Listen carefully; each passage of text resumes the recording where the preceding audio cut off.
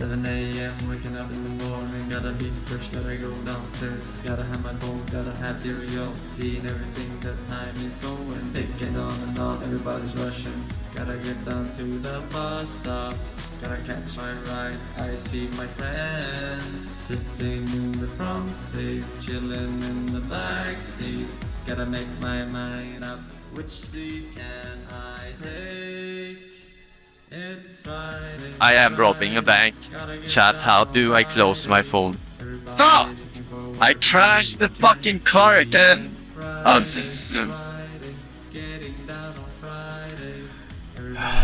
Good fucking morning, boys. Good fucking morning, ladies. How are y'all doing today on this beautiful Friday? Cruising so fast. We good? We chilling?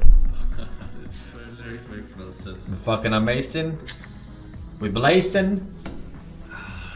Leaving no trails in? That's all I got, man. Picture tracing? We'll hold our horses for a while. Yeah? Speaking of That's good. horses. Very good. I'm a little bit late today, but I needed a break because I was late at setting up my shit, and then they fucking shut down the server at 6. I didn't even get to finish everything, but I finished the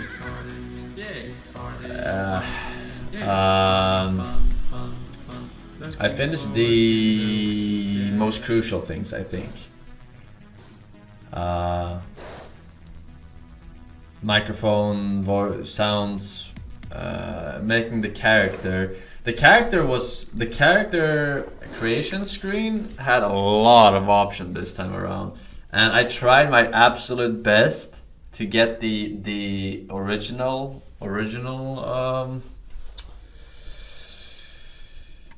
Sven Snusberg outfit, but I think the beanie is a little bit wrong, but you can only really see it from the back. Otherwise, I think it's pretty spot on.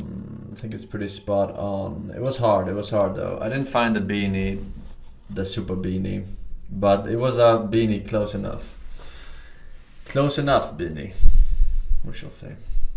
You had a top hat. That's one of my outfits, but that wasn't the original outfit. That was like later on. I got the aristocrat jacket and the top hat, and I think I had a vest under that. I don't remember. I don't actually remember the top hat outfit exactly, but yeah. Starting with this one, I guess. So I didn't get any chance to set up key bindings and whatnot.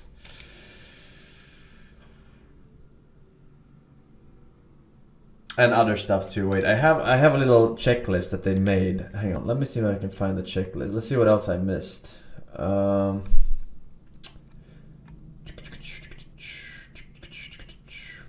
What is this? No. That ain't Falco. Alright, I want this Imgur. Thank you. Alright. Set up your character clothing and face options in the room. Oh, fuck. Yeah. Take note of your character state ID, open phone, top left app details. Top left app. I don't know what the fuck that is. I didn't do that. Shit. I didn't do that. What is that exactly? I don't know. It's fine, probably.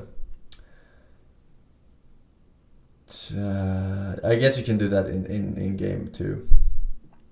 Customize your HUD setting with /h with keybinds and what they do. Attempt to leave apartment and get banned. What the fuck? All right.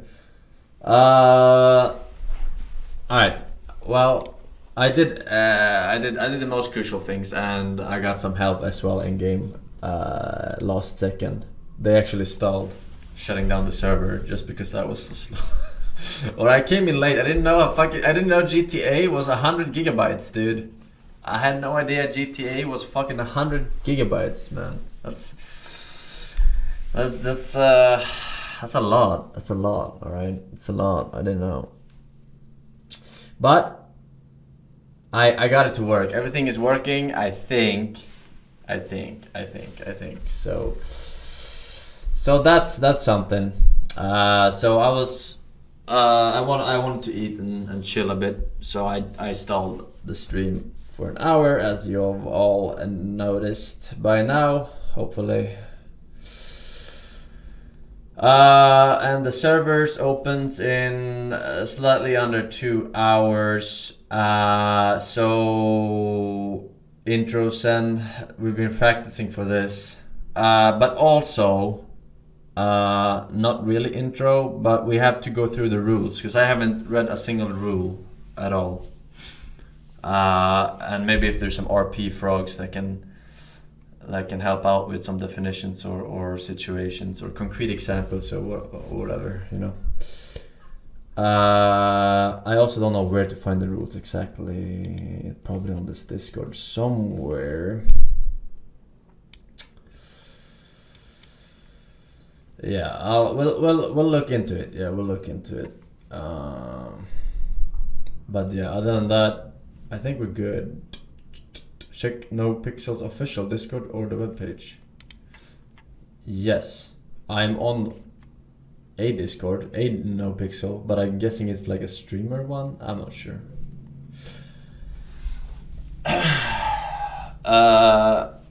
Mostly, I'm just curious about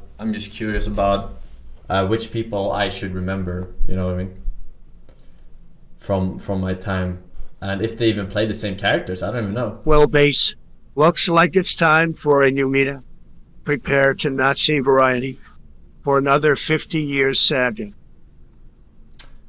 I wouldn't be so sure. All right, I'm not committing to anything I don't want to commit to. I might quit tomorrow. We don't know. I don't know. We don't know until we know, right? I just play whatever I feel like in the moment, all right? No one is holding a gun to my head. Just saying, but we'll see. There's gonna be a lot of streamers. This platform has grown quite a bit in the last 2 years.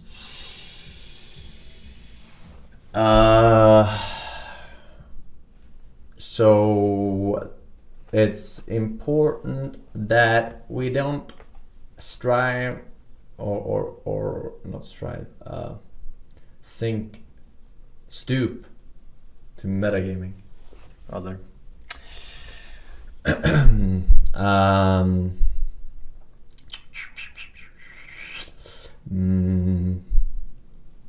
And that includes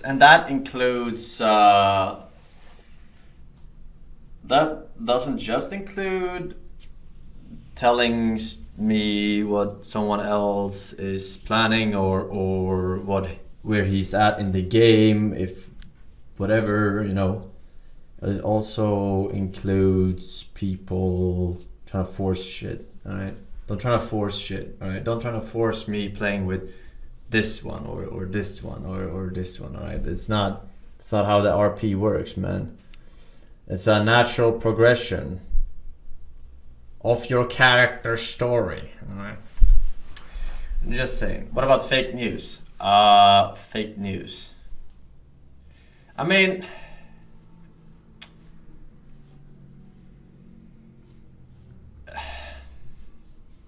for you to confirm that something is fake news, you would have to go into the other streamer's chat and see if it's true or fake. I mean, if you are saying fakes, no, just don't metagame at all. I mean, if you are giving fake news, then it's essentially metagaming too, right? Because if I think it's fake news, then that's not gonna be the case. So if you say, oh, this streamer is at the hospital right now, for sure, Kappa. Like whatever. I know that he's not at the hospital, right? If I'm wondering, oh, where did he go after he got caught by the police or whatever, or escaped the police, whatever, where saying where someone is not is essentially saying that he's more likely to be here in the rest of the world. You know what I mean? Yeah, I mean, just don't be annoying, alright? I don't think you're gonna be annoying. I'm just saying for other people joining the stream. I don't think you guys are gonna be the ones metagaming. I think that it's mostly people. You know, I just have it in my talent for people, if people come into the stream for the first time, shut the fuck up, you know? Shut the fuck up. Don't fucking tell me where your favorite streamer is. I don't fucking care, man. Fuck off, man. Fuck off. Alright, but I don't know. I just last time it worked out well.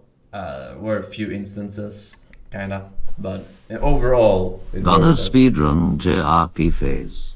GRP any percent speedrun feels dead man. GRP any percent speedrun feels dead Start man. the live GRP split. any percent speedrun feels dead man. GRP any percent speedrun feels dead man. We I'll have ready for my winter car feels dead man. We End are up in ready jail, for my winter speedrun car split. feels dead man. End up in hospital. Speedrun split.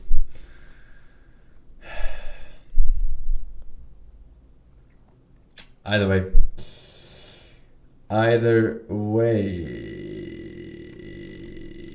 Yes. We'll check the rules later on, though, right before I feel like. Alexis for Margaret Robbie, thank you for the 4 years anniversary. Can I get a cringe fist and blow me a First kiss for you? donation, chat. What's the emote that you spam when the streamer doesn't know? I'll know, Sam. 10. El no sabe. Thank you for the 4 years. I'm not gonna blow your kiss though, but thank you. Enjoy your cup of pride, bitch. 300 bits from e-bike. Says Pride 300. Nice, very nice. 2 years from Hentro. Welcome back. Saltas Donna says Elden Ring. We miss you. Feels bad, man. Today is February 4th, 2021. Dude. 6,000 views.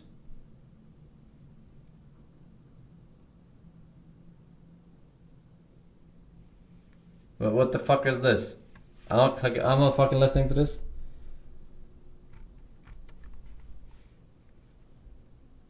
It's safe. Does the same thing every day. What? If it's Elden Ring news, it should be safe. It is Elden Ring news. What the fuck is this? What did I miss? And how come you all know about it if it only has fucking 6,000 views? Today is February 4th, 2021. This is Mordecai, host of the updates, bringing you your daily Elden Ring update. There is no news about Elden Ring today, and that has been your daily Elden Ring update for February 4th, 2021. It does this every day? Maybe you should do it on days where there are actually news. I don't know. I kind of want to see one episode where there are news now. Third party thing called Cone 74 months. Nora can tell you the tier 2. Thank you very much, boys. Thank you very much. Krillok, welcome back. Or welcome. Tasna, welcome back. A Deek Ball with the gifted sub. Dr. Sonic Stone says, hello boss man, have a gander at this. Where do people go to wake Our up in the goal future? is to have reversible suspended animation, just like in the movies. Can you just put me in stasis and wake me up in the future when everything's okay again? I hope that I won't have a They hope that by then they will be able to wake you up. They probably can't now.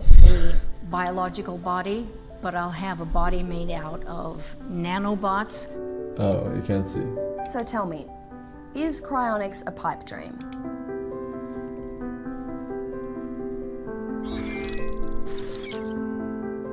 I don't think it's a pipe dream.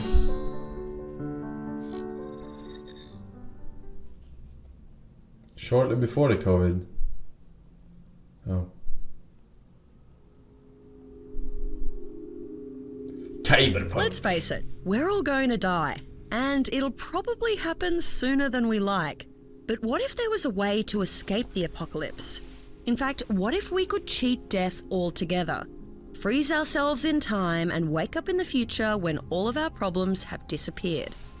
The idea of putting humans into cryosleep is everywhere in science fiction. Han Solo trapped in carbonite, Captain America frozen in ice. But what about the real world? Can we stave off death through the power of cryonics? I've come to Scottsdale, Arizona to find out. Welcome to the Alcor Life Extension Foundation, the self-proclaimed world leader in cryonics. For just under $250,000, Alcor is selling a second chance at life. The Alcor team looks after nearly 200... Dude, for how long? That seems kind of cheap, honestly. I mean, you're also like renting like essentially a very, very small flat for a long time, including inflation. 200 whatever, $20,000. That's people who are waiting good. to take that second chance.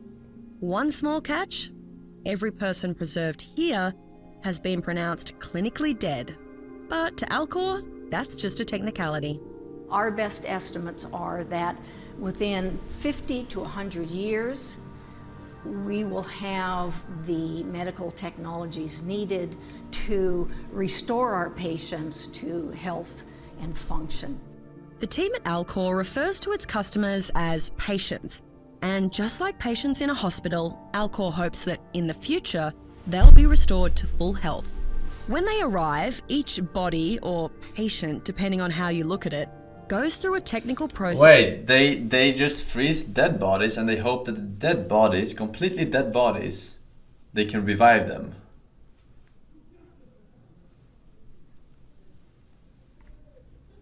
Not dead. They say clinically dead. To increase their chances of survival on the other side. They're treated with chemicals and drugs, carefully cooled, lowered into a giant steel vat of liquid nitrogen, and stored at minus 196 degrees Celsius. Clinically dead, but brain still preserved. The brain cells get destroyed by the process. This is a scam. All in the hope that one day they will live again. Alcor's offices are simple enough, but in the middle of this building is possibly the strangest and most... But, I mean, there's an interesting point of view here, where if you think this will work, would you really want to wait until you're almost dead to do it, like 80, and then get revived as an 80-year-old? Or would you want to do it, you know, in your fucking mid-40s or whatever? Assuming you wanted this in the first place, right? I don't know. Unsettling thing I've ever seen. A field of stainless steel tanks holding the bodies It's a and front for heads assisted of suicide. 170 dead people. There are frozen easier ways. in stasis. There are easier ways of doing that than paying 220k for this shit. How many people in each one of these? Each one of these has Plenty of countries you could fly to. 9 patients, 4 whole body patients around the Plenty outside. of states, and then even like there are probably states that allow assisted suicides. Are there not? Aren't there states? Yeah. There's a stack in the middle which holds 5 neuro patients. Yes, neuro patients. People who elected just to preserve their heads. Not only is it less expensive, it also saves on space. That would be the neuro can that the patient is in, and it of course has identification on it. Dude, I would never. Each of these ever vessels do is this known shit. as a dewar, Holy shit. a custom-designed insulated tank that's filled with liquid nitrogen and Dude. computer control. You do this shit, you put your head in there, and you wake up like 500 years later, some AI revived you and like is gonna not torture your ass, right? For fucking eternity, keeping you alive. Fuck that shit, dude. Controlled to preserve the bodies inside. They're massive, even considering how many bodies and heads they contain. But these doers have been designed to protect Alcor's patients for decades. Why are they so tall? I can't help but think that I'm not that tall. There's a lot of insulation, both around, underneath, and on top. These lids do come off. The insulation on the lid comes down almost. What an absolute scam, dude. And Holy people shit. often ask us what happens if the electricity goes out. It doesn't matter for our patients. We do have backup generators to keep our computers running and that sort of thing. But these patients are in liquid nitrogen. It just sits there at minus 196 Celsius. We don't have to cool it. The patients are not damaged in any way by a power outage. It's hard to imagine who would want to sign up for cryonics. I figured it would just be sci-fi mad doomsdayers or ultra-rich billionaires. What? But the There photos is no way that those containers, that they're 100% isolated and they will keep the liquid nitrogen in there for hundreds and hundreds and hundreds of years without anything. They just refill. Yeah, but if something happens where there's no more power or whatever. The patients that line Alcor's walls point to a pretty normal-looking clientele. More than 1,200 people have signed up for Alcor's services. Of the 170 patients, roughly 3/4 are men. But otherwise, it's a fairly even spread. Retirees, mums and dads, even a very young girl. She had brain cancer and her parents had her preserved. They wanted to come over and do a Buddhist ceremony, so we put her picture on the capsule for them. She better have been actually dead before they did this. Like, absolutely dead. Like, not like, oh, maybe there's a surgery, super surgery that helps her in 200 years. Let's freeze our daughter, you know, kind of thing. To have that ceremony. My husband is in this doer right here. And so I come in every now and then and say, hi, Fred. How you doing? Okay, let's get this out of the way. The science behind cryonics is completely unproven. It's highly experimental. Experts say there's no way to perfectly preserve the human brain or reverse the biological finality of death. But for Alcor, being declared clinically and legally dead isn't the end. Legal death only really means that your heart and your lungs have stopped functioning without intervention. Doesn't mean your cells are dead. It doesn't mean even your organs are dead. Up until maybe 30 or 40 years ago, most people in medicine thought that death was an event, on-off switch. You're either alive or you're dead.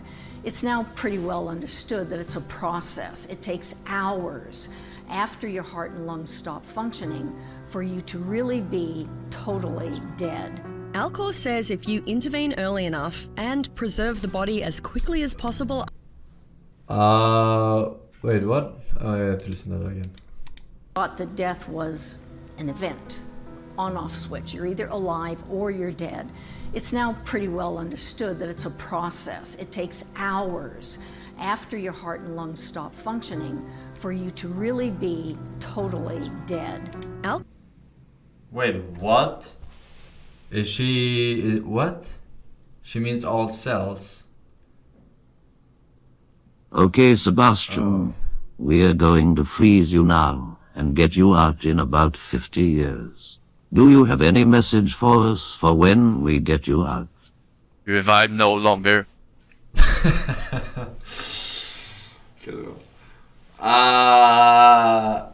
Alright, but you're technically dead when... Alcor says if you intervene your brain early is enough dead. and preserve the body as quickly as Right. possible Isn't after that the death, definition? there's no reason you couldn't be brought back in the future when science has improved.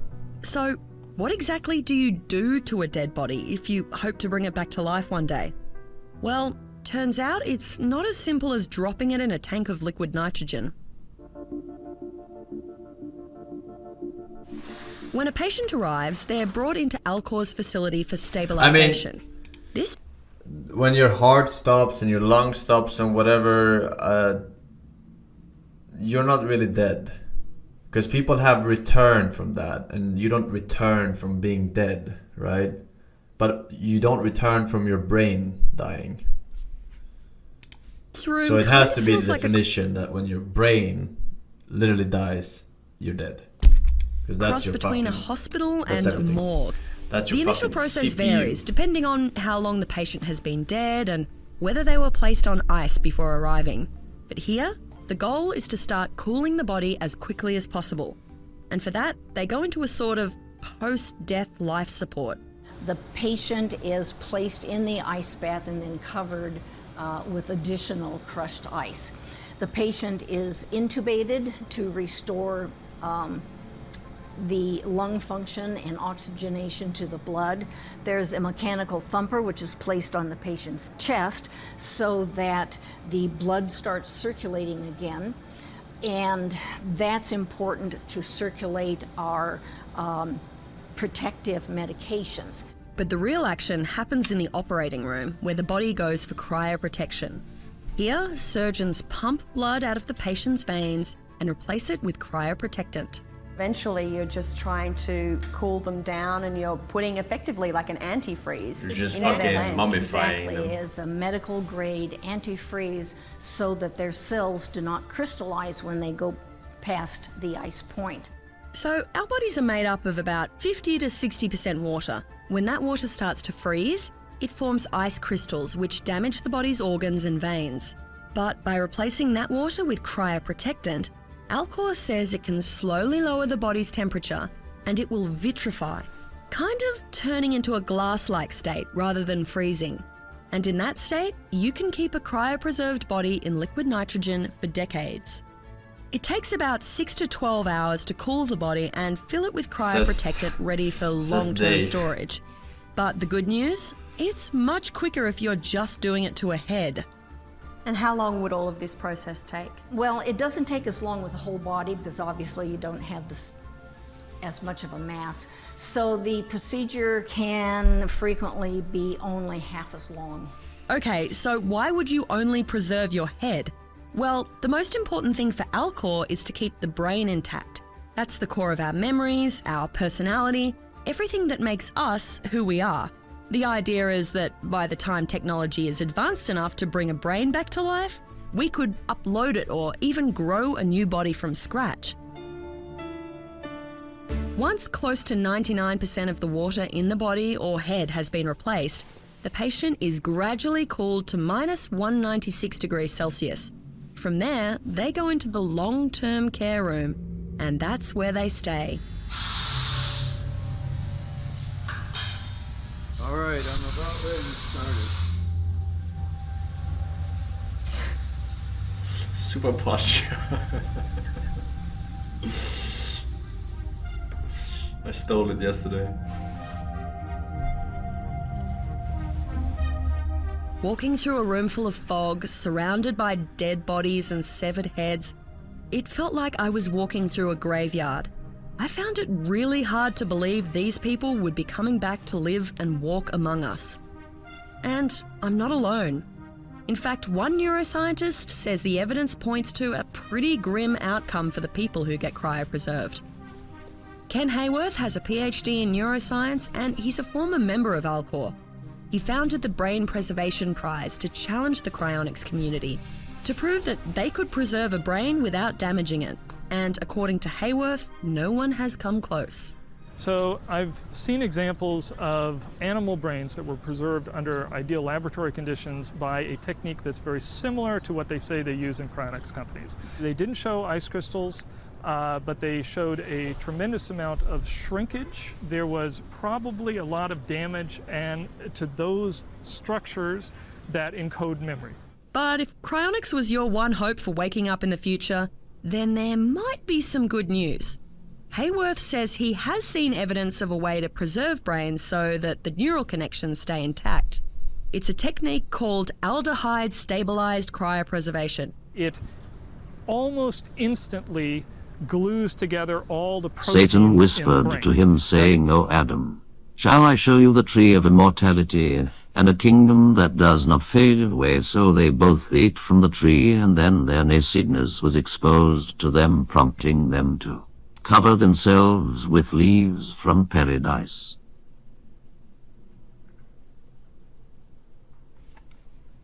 You're as dead as a rock at that point. All right. You ain't coming back. But the advantage of that is it glues all of them in position. It doesn't destroy information.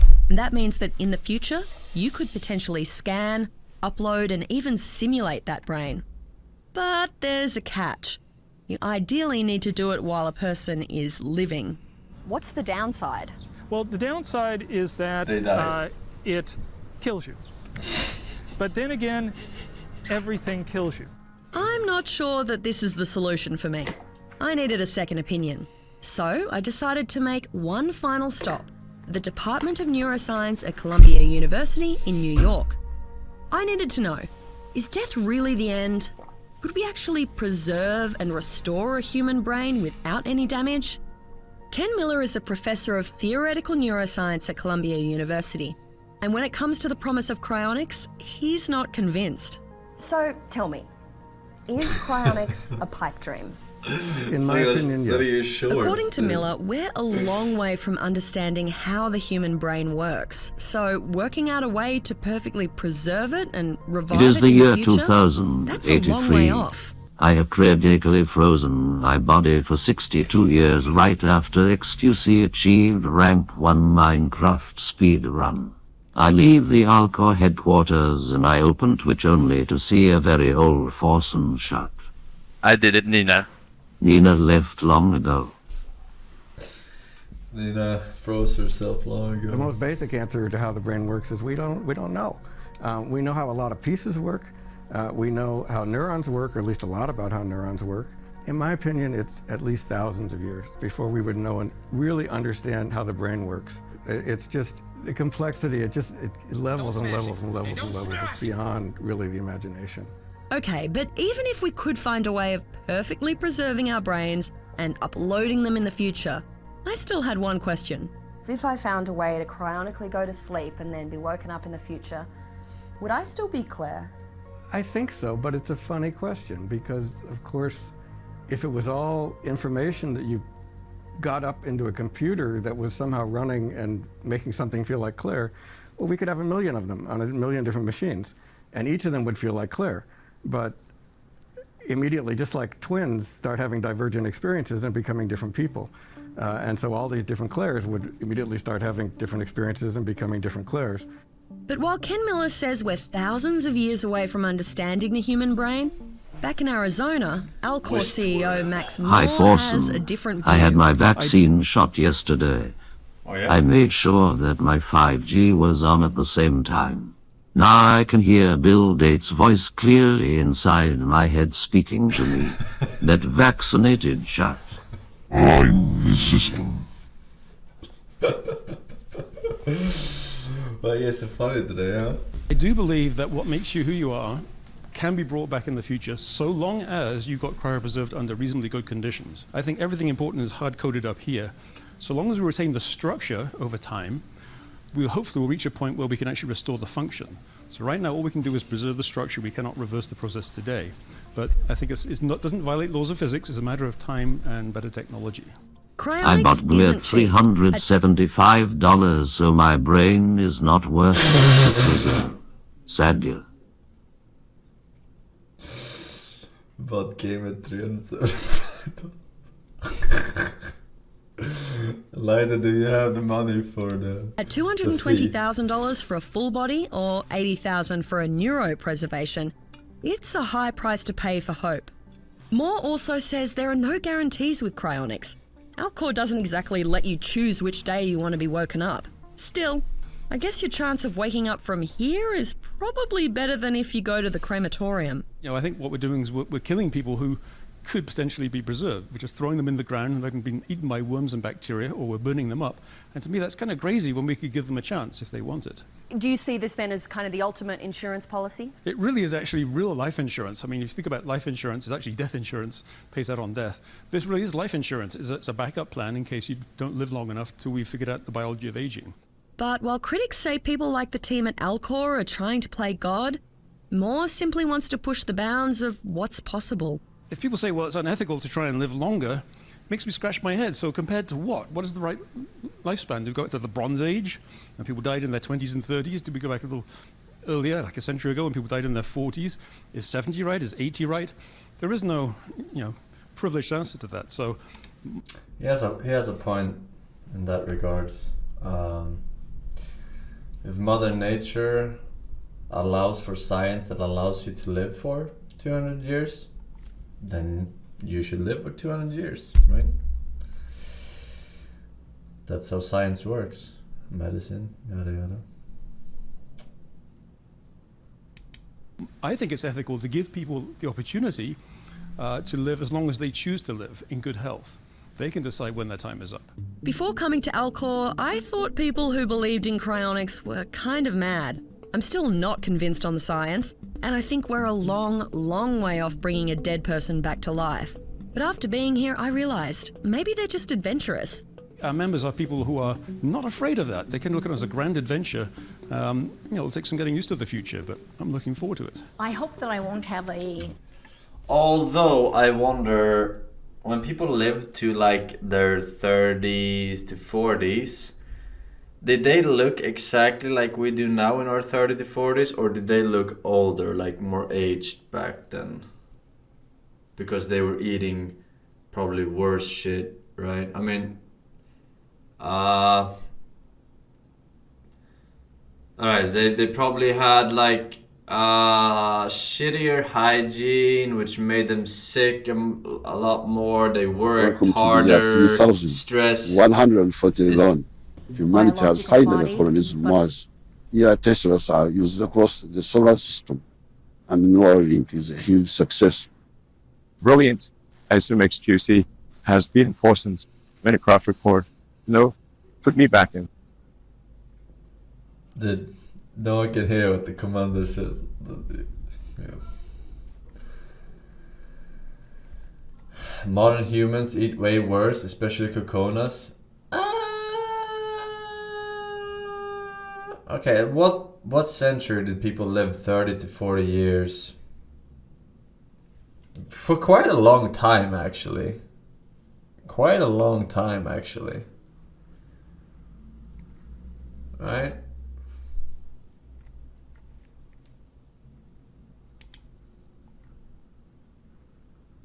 Biggest was infection. Yeah. I just wonder if they looked a little bit different than we do. I think they do. I think they did look older in their 30s. I think they did look older in their 30s, actually. Probably.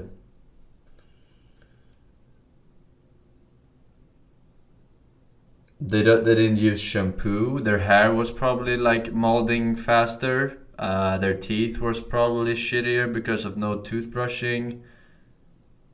Which makes you look older, right? Their skin was probably shittier because they didn't wash their face. You know, like it's just basic things, right? So they probably did look older, actually, now that I think about it. But I'll have a body made out of nanobots. Teeth better because no sugar. Doesn't matter, dude. Doesn't matter. If you don't brush your teeth compared to eating sugar and brushing your teeth every day, it's much better. Much better. To fucking brush your teeth and have sugar. Trust me.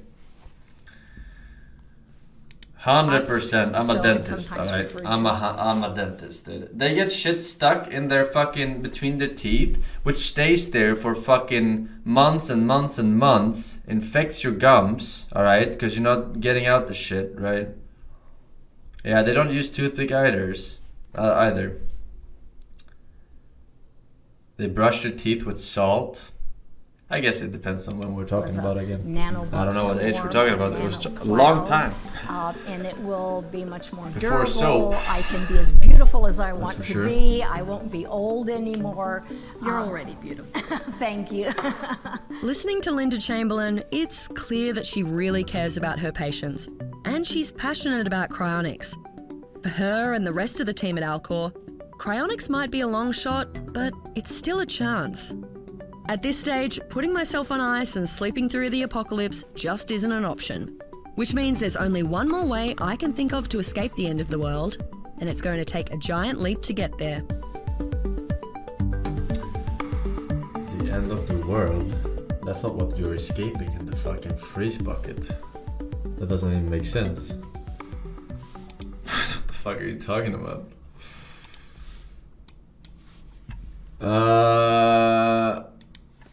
Ignore. KO56, thank you for the 75 months. Vetsio with the 1 year. Very nice, very nice. Fist smiley face. Reaction though says, remember you should imitate these guys today. I can't. Even if I try doing this accent, I couldn't, man. So good. Man, I can take also. How many percent you have? I have a Costeas and a Plomari. By Forsen, life expectancy was lower back then, mainly due to higher child mortality. If you survived into adulthood and didn't die in some god of war, you could live into your 70 SEZ. I'm sorry. Forsen scoops. I was thinking about the median, not the average. Like the child, I don't know that was included in the calculation. Was it really? When you're talking about that, do you really include child mortality for the average? Huh. And then it said that it's really poor. This is the octopus. Oh shit. That's What shit. happened now? You can help me. Of course. I'm not so good. Kan man äta skallerom så ska jag kunna äta bläckfisk. Har du ätit skallerom? Aldrig någonsin. Okay, sorry, I had to translate this. Okay. He says, looking at this octopus, right? He says, That fucking morning base. Forsen E. Time to rob the bank. Oh wait, I crashed my car again. So fucking unlucky. Why am I always getting caught? Most permanent or metagaming people. Time to rob a bank again. Forsen E. Shut up. He says, Not so good. Kan man äta if you can eat snake, you can så eat ska jag kunna octopus. äta bläckfisk. Har du ätit skallerom? Have you eaten snake? Aldrig någonsin. Never ever.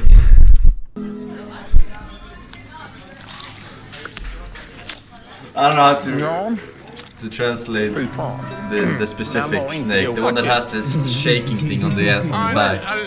Yeah, it's good. Fy fan, det här får man dricka mycket. Hur smakar det, Ola-Conny? Rattlesnake, thank you. Det är ungefär som att...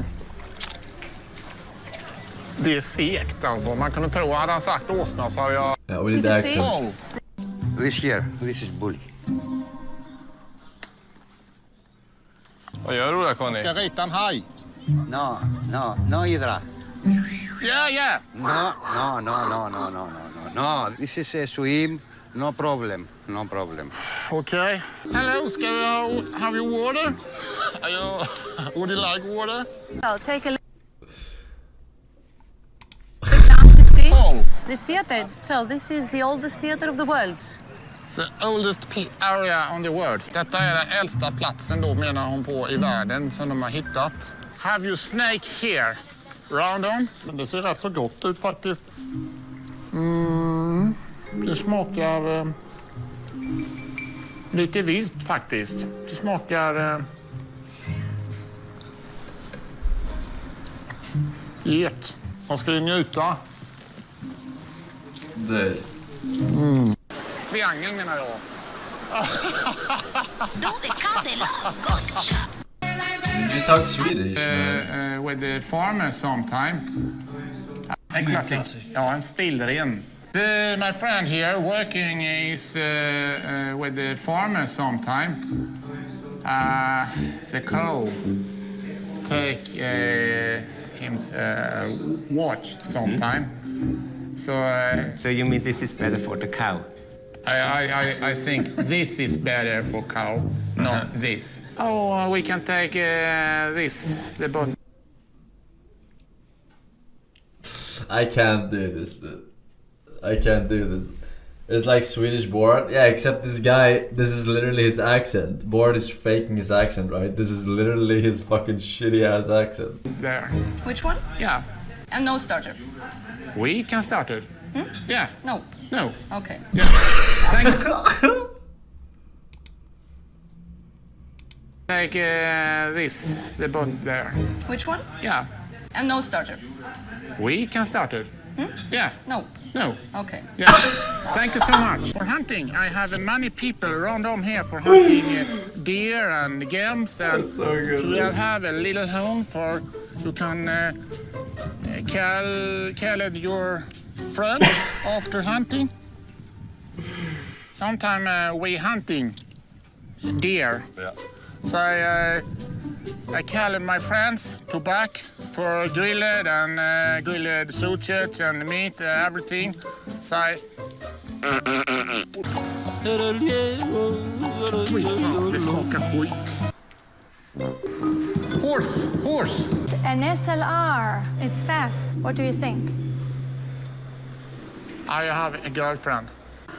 Yeah, no, it's good. Stop! Yeah, what do you do? Stop! What happened? So, stop! Stop! Kondom, heter det så? A Swedish name, preventivmedel. If you want to know if it works, yes. But you break it. What? Stop! If you want to know if it works, yes, I give you one as a gift. Today get home to Sweden and try if it is good. Yeah. How long it needs? Very long. Is enough? Yes, it's enough. Thank you so much. Har du varit på IKEA innan, Ola-Conny? Ja, det har jag varit. För då... IKEA! Very good, but no, I can't do that accent, unfortunately. And no one would be able to understand. Well, if I put that goddamn wine stream perpendicular to your mouth, you keep blowing right past it because it's angled away from you. So unpleasant. Unlucky. Bad fuck. Okay. Like this. Solved. I did it. Is it solved? I'm gonna breathe out.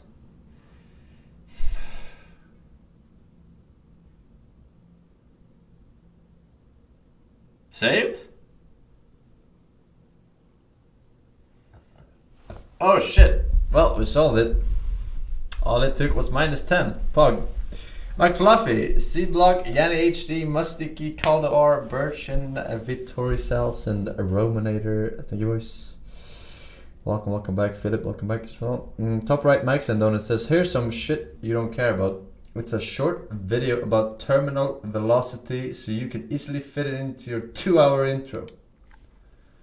Hello, in this 50,000 views. Okay. video, I'll be explaining how we can determine the terminal velocity of an object falling through a fluid using this experimental equipment here. So we have a ball bearing, that's the object that's going to fall through the fluid. What the hell is the terminal velocity? Have a China graph Is it the max velocity? You could also use rubber bands instead, I'll explain that later. And we have a magnet. And then most importantly here, we have a tube that is filled with a viscous fluid, a thick oil. So what I'm going to do is I'm going to drop the ball bearing into the top of the viscous fluid. Swedish education, bro. We don't call it terminal, like as in the literal fucking translation, right? I'm going to start. Vsauce 1.2. As it falls through, every second it falls through, I'm going to place a marker using my pencil, or you could use a rubber band, on the PAG to 1.2. show where the ball was at each second.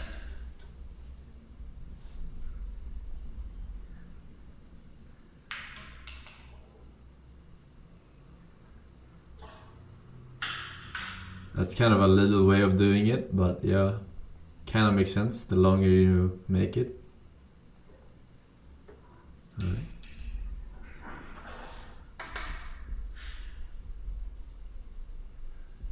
As you can see, we can use the magnet to remove the ball from the disc.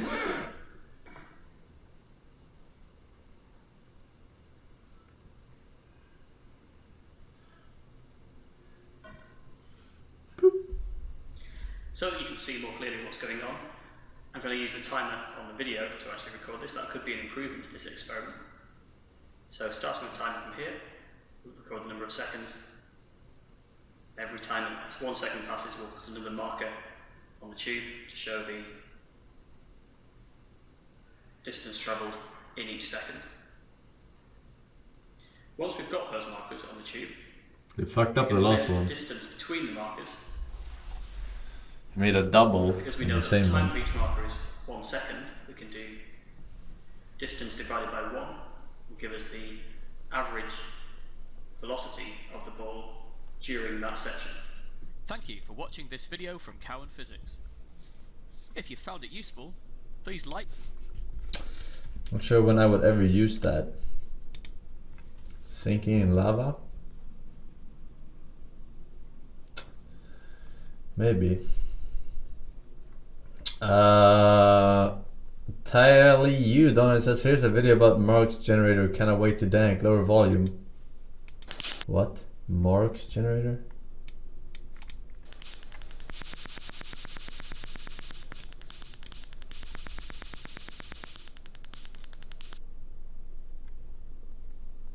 Igor Production presents Crazy Scientist channel.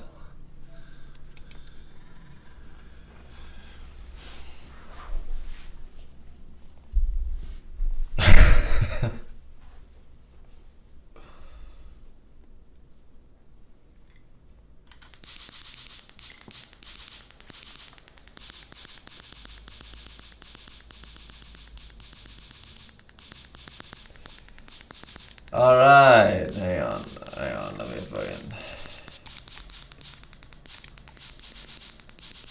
Before this gets crazy. Where's this fucking shitty ass fucking little ass Steam? Here. I don't know, how do I disable shit popping up? Desktop notifications, show free game notifications, no thank you. Show news and special offer notification, no thank you. How the fuck do I how do I remove fucking friend requests?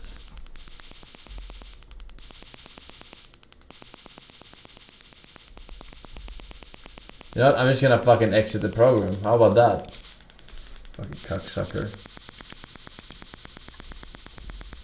How about that? Alright, what is the fucking point? I don't get it.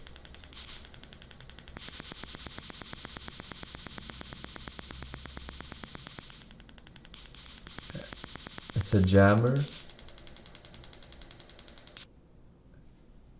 How is it a power generator? How is he getting the power in the first place?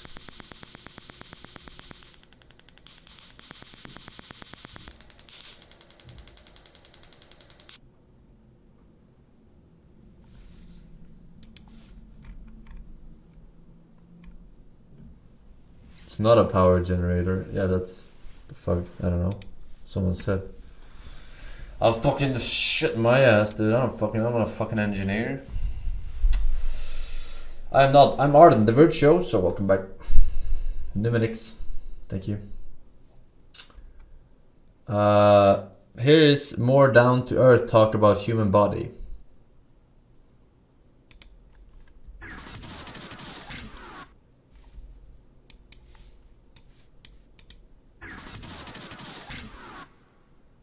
Yo, boom, boom, shake the mofo room. I is here with the main man of medicine, his name BC Everett Coop. So all you lot out there need to listen up, because you is as likely to be killed by an illness as you is by a drive-by. So let's talk about the human body, because after all, everyone has got one of them. So we is meant to believe. How important is the heart? The heart is the pump that makes the blood take all the things that you need nutritionally to all parts of your body.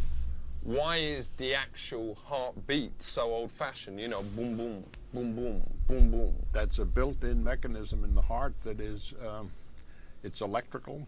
But surely, like, my homies out there would be more into looking after their heart if they had a beat that they could relate to, like a kind of drum and bass, you know. Then they would look after it and go, yo, this is me heart, respect it. No, you're way off base there. But why can't we use technology and, let's say, take out some of the bit, with all respect, way off base? I see what it did there. Like a CD playing, like wicked speakers, you're like booming out, it's like a walking sound system. That would be wicked, man. It would be wicked, is what you say. It would be impossible, is a better word. Well, what about sticking a mobile phone in there? Surely there's space for that. You just don't know what you're talking about. What do you think would happen to your body with the cell phone in there? Well, it'll be able to answer calls and all that kind of thing. No, you'd start to bleed, you'd start to get infection, and before long, if nobody intervened, you'd be dead.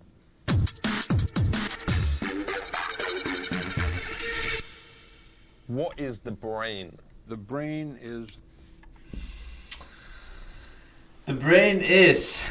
What is the brain? Beef Tips McPhee donates 9 and says, you idiot, just because you chew tobacco like me doesn't make you a dentist, lol.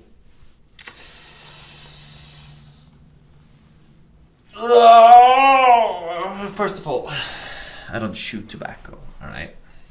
If anything, you're referring to snus. It's not a chewing tobacco, alright? You don't bite into snus. That's disgusting, right? We're much more civilized over here in Sweden. Just let it be, passively, somewhere in your mouth. Gums, probably. Second of all, I actually graduated top of my class in the dentist school. So yeah, Naked Snake, thank you for the 1 year, dude. Sinus, Nerquilla, welcome back. Canela Donut says, I know you don't care about fixing mic for us, but you are gonna need to fix it for GTARP, Pepe Laugh. Bro, I fixed it, alright? I was in there today, alright, setting up my mic, alright, like fucking 80-year-old grandma. I couldn't get my fucking shit to work. Okay, I got babysat by a fucking admin in game to test the mic, and then we got it to work, and then I asked him, how's the volume level, by the way? And he said, perfect. Perfect, alright? He has years and years of role-playing under his belt. And he said that my first time calculated audio setup was perfect. He lied, potentially. But we'll never know. Well, never know. We'll never know. Well, we can change it. It's not a problem. But I guess you were referring to the hurricane problem. Hurricane problem. Alex, once again, thank you for 2 years, says Forsen E. Brento, that's Laser. Jushan, welcome back. Boys. Norik Donut says, Sebe, why can't I gamble points in Sweden? You're talking about believer/doubter points, channel points. I don't know. There's some law against it, probably, right? Only legal issues. It's the only reason I can see. Kind of scuffed. We have some scuffed laws in Sweden, not gonna lie. We have some scuffed gambling laws and alcohol monopolies. It's kind of scuffed, honestly. Any other country would say this is communism, and it probably is, Communism, actually.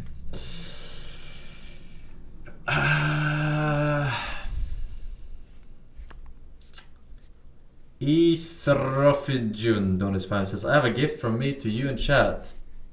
Do you know? Whenever someone says they have a gift, I get the urge to mute my audio before I click your link. Okay, it's fine.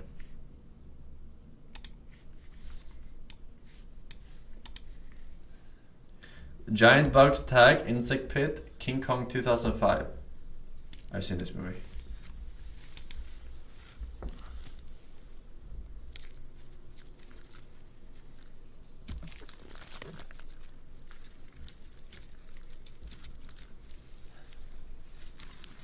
But I don't remember.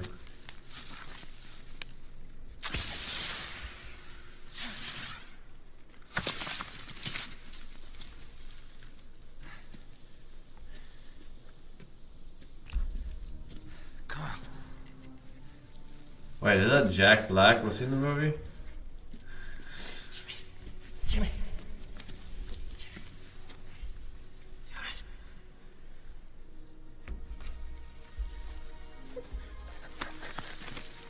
The fuck is that?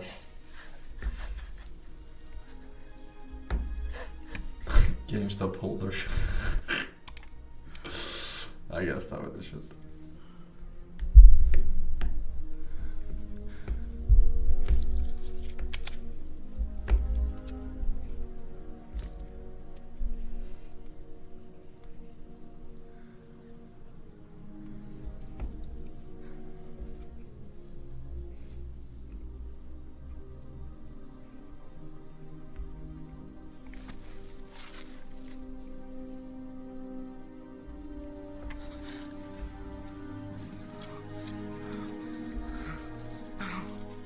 Oh yeah, I remember now.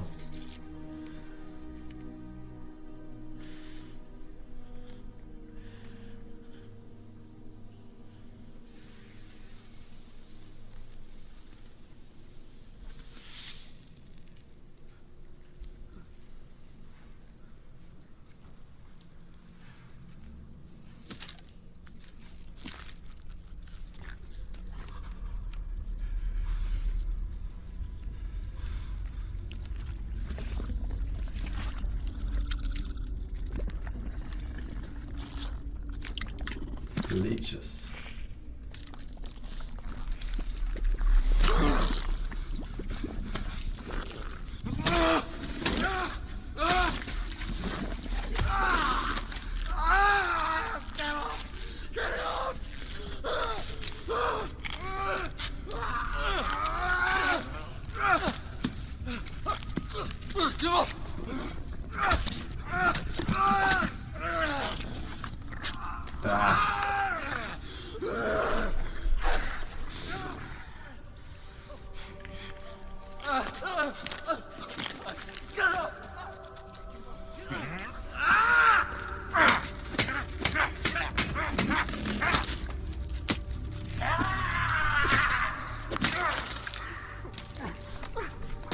Oh my god.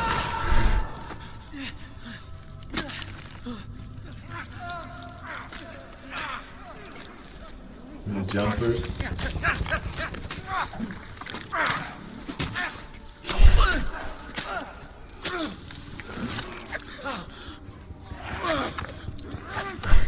Normal Tuesday in Australia.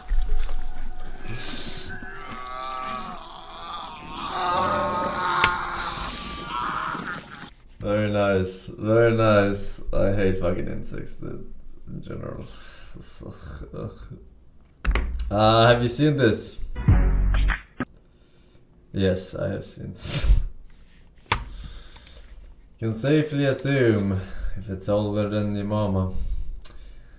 JKL, thank you for the prime sub. Nemflow, welcome back. Smart Donut says, here's a better explanation of Marx Generator, and links nothing. Tally you, Donut says, here's more electricity videos. This one is more fun than the Marx Generator one. By the way, a Marx Generator is a device used to increase voltage for some scoots. Oh. Hi, today I'm gonna make cathodic ray or electron gun, or you know, one of those things that's used in old CRT tube TVs that would shoot electron and draw picture on the surface of the TV. Well, I'm not gonna make a TV, just the electron gun. Right after I clean this mess. What? That's how engineers work, or makers, or whatever. If their desk is not like this, it means they are not working.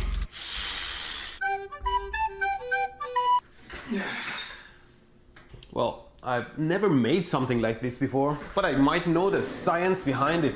From what I understand, you connect a very high voltage DC, like 10 kilo, 20 kilovolts or higher, to something like this, which is a point connected to negative called cathode, and like a disk with a hole at the center to positive called anode. So electrons accumulate over the pointy cathode and this disk becomes positive. And if the voltage is high enough, electrons start escaping from the cathode and go to the anode, and because there is a hole at the center, they continue going forward. Except doesn't quite make sense. Let me see if I understand. See, if there is an electron a little bit off center to the disk, say closer to the top side, there would be more force pulling it towards the top side than the lower side. So it should, instead of going straight forward, it should deflect up like this. In which case, it will just hit the positive anode and goes back to the power supply. And for electrons, those right at the center, that C equal pull from the disk would go straight and continue going straight. So from my educated guess, every other electron that is a little bit off center would curve and go out like this, and I suppose a whole lot of them will just hit the disk. Is that right? I guess we'll test and see. Like I said, I don't have any experience building one of these, and why research when I can just build and see what happens? Anyway, I'm gonna use my ZVS driver circuit I made a while back. My sponsor Skillshare, an online learning community of professionals, gives the first 1,000 viewers to use my link in the description a free trial of Skillshare Premium membership. You can learn in air. Because of the concentration of charges in the terminal, the charges jump out and ionize the air molecules around it. Because of our pointy cathode, there's a huge concentration of electrons, there's no wind. Ow! If the terminals are further, the attraction is weaker and the current is less. The closer they are, the higher the current. High current heats up air that ionizes better, and at some point the air totally breaks down, creating a low resistance channel that a glowing hot arc runs through. I just remembered something. In a lot of cases, they make the electrode of the cathode glowing hot, because in that case the atoms of the electrode start vibrating hard and have a lot of energy, and the electrons become much more fluid and it's much easier for electrons to escape. Maybe I should do that. Here's how my circuit and transformer is. Okay, we're not gonna build this ourselves. Not that great, but doesn't matter. Let's start testing. I placed my anode and cathode at a distance of around 9 to 10 centimeters, and right now my circuit is on, but there's no way for the high voltage to jump across such a big distance. See? In air, the concentration of molecules is so high that electrons jumping out of the cathode stick to them and ionize them. That also creates a tiny glow at the terminal. Then they slowly move to the positive terminal and the electrons jump out. That also creates a glow there. Let's start a vacuum and look for interesting stuff.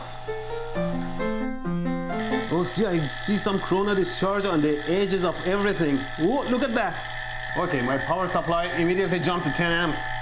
Okay, the vacuum is getting stronger, and this is around the maximum vacuum I can get, and I have 5 volt 10 amp power supply. In vacuum, electrons have no way but to directly jump across the gap without hitting any air molecules. So they accelerate to huge high speeds depending on the voltage across the gap.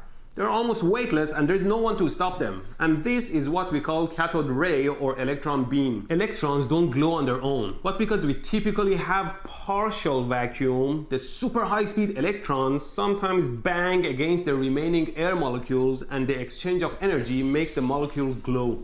Now I'm going to increase the energy connecting to a battery that can supply much more current at 12 volts, and let's see. Look at this! Wow! What are those clumps of energy there? Is there some wave going on?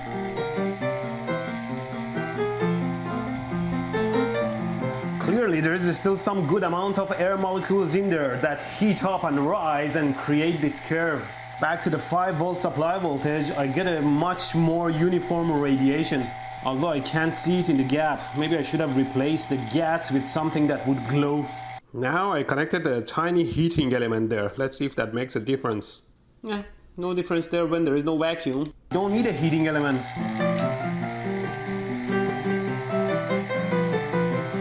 Like I said, atom vibrations in a very hot metal is so high, electrons literally them. Anyway, vacuum tubes to lighting for videography. Alright, I mean, I'm not sure what this that's cool, but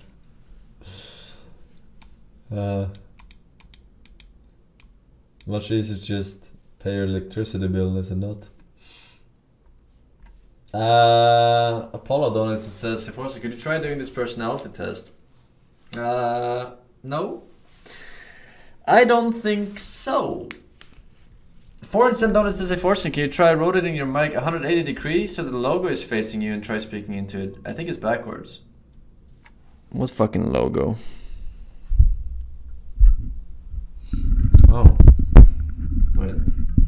You want to speak like this?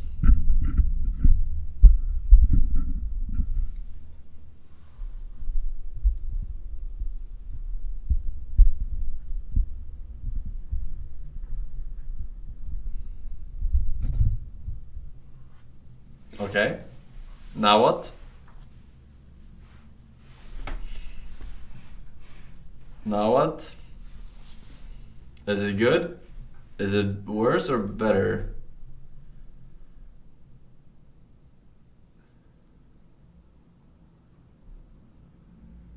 The same?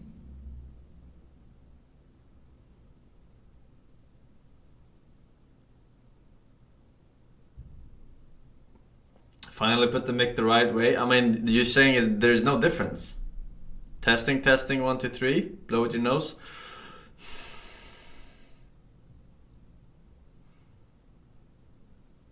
Still not correct. Oh, you mean rotate this part? No, I can't rotate this part, can I? Alright, how do I open this fucking clamp like this? Oh. Okay, I get it now. I get it all. Alright. Wait, sorry, alright. Now what? Boom. Are we doing good? Actually better, no difference. I mean, I think it's no difference. It's louder. It's better.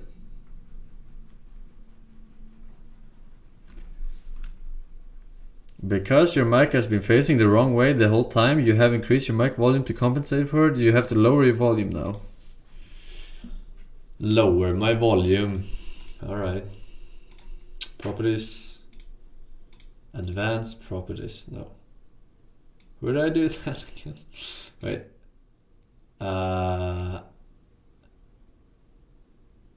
Not in OBS. Right? Lower my gain on the mic. In OBS? Don't lower it, it's fine. Alright, I'm just trying to make it alright, whatever. That's I think it's fine. I don't it's okay. If people are saying it's fine. Blow air on it, I did. Just knob. I don't have a knob on this one for some reason. Blue Yeti had a knob, I remember. Filters, gain 390 is the gain instead of 490. How is that? How is that, chat?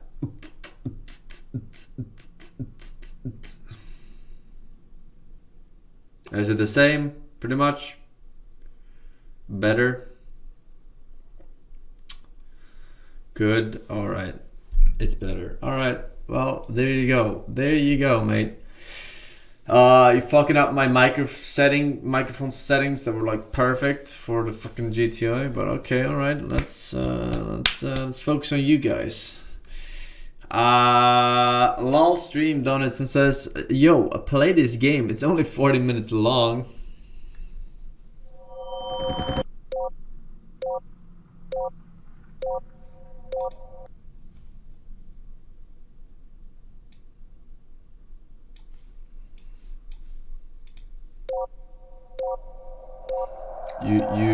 You a dev?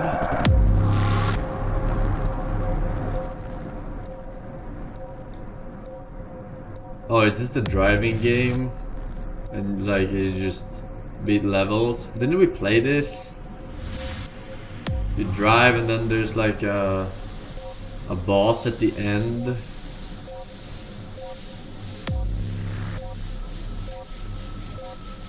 Not Trackmania, no. There's like some obstacles and shit.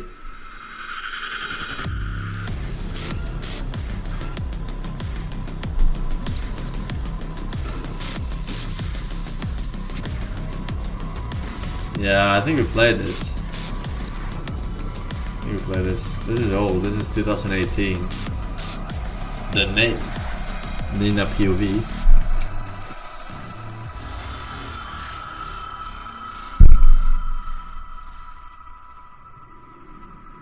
Yeah, pretty sure we played this. I do recognize it a lot. S4. Thank you for the prime sub. Is that the real S4, you might wonder? I don't know. Is it? We don't know. The thing goes skra. Yo, this is the origins of American gun culture.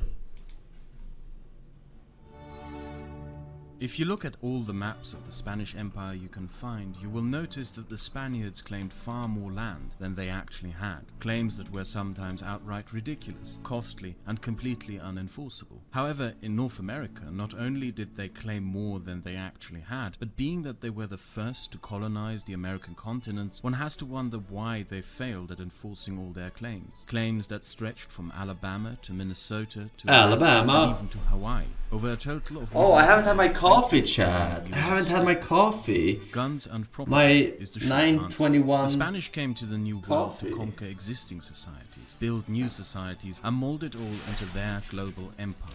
Unlike the Dutch, British, and French, who mainly had financial interests, the Spanish idea of empire had more in common with how the Romans built it. They wished to export the Spanish way of life, assimilate conquered people into their society, and enforce a Spanish social structure upon their subjects. And part of Spanish colonial life was that the colonials were strictly forbidden from owning firearms. Colonial subjects didn't own firearms or even property, but were mostly day laborers in plantations and mining complexes owned by corporate interests like the Basque Guipuzcoan Trading Company. When Spain came to the New World, it encountered large native peoples as the Aztecs, so Spain brought an army and conquered them. But when the Spaniards encountered nomadic native nations in places like Chile, Texas, Venezuela, and New Mexico, they ran into trouble. You can conquer Tenochtitlan, but how do you conquer a constantly moving group of peoples not dependent on one particular spot of land? The Spaniards encountered the same nomadic warfare that bested the Romans, Russians, and Chinese before them. And since they banned their citizens from owning firearms, the only way a semblance of security could be established was by an expensive military presence. In short, it was only safe to live where the Spanish crown stationed troops. Elsewhere, well, not so much. Caracas was burned down by a native warband when it was ungarrisoned by the 2-hour intro for some why? Fought an almost literally 2-hour intro, because shit starts in 40 minutes, but we'll check out the rules soon. We'll read the rules, because I haven't read them yet. 300-year-long war with the Apaches, no pixel ones. Mansu, throughout northern Mexico, Texas, Nevada, and New Mexico. And unlike the wars we know, so that you can spam fail RP. From popular culture involving the Americans from much later, the Spaniards lost. Ranches were burnt to the ground, mines destroyed, and entire towns pillaged and burnt. The Spanish army was hopelessly lost in this vast region, perfect for ambushes and hit-and-run attacks. Spanish settlers were barred from owning any firearms or form militias to defend themselves. Whatever expedition pushed further north and to the east didn't fare any better. Spanish expeditions sent to explore and settle Georgia, Alabama, and Mississippi just disappeared, and presumably because they were wiped out by the Cherokee. Then, in the 1600s, the Spaniards started executing Pueblo shamans for sorcery and witchcraft. The Pueblo, who were a settled people, rebelled and kicked the Spaniards out of Santa Fe. Pueblo shamans? What? From what? What country? And Valley, restricting Spanish activity to southern Texas and California. In America. The Spanish colonial social order didn't allow for a successful settling of this area, as it was unequipped to conquer and assimilate nomadic natives or patrol the vast lands.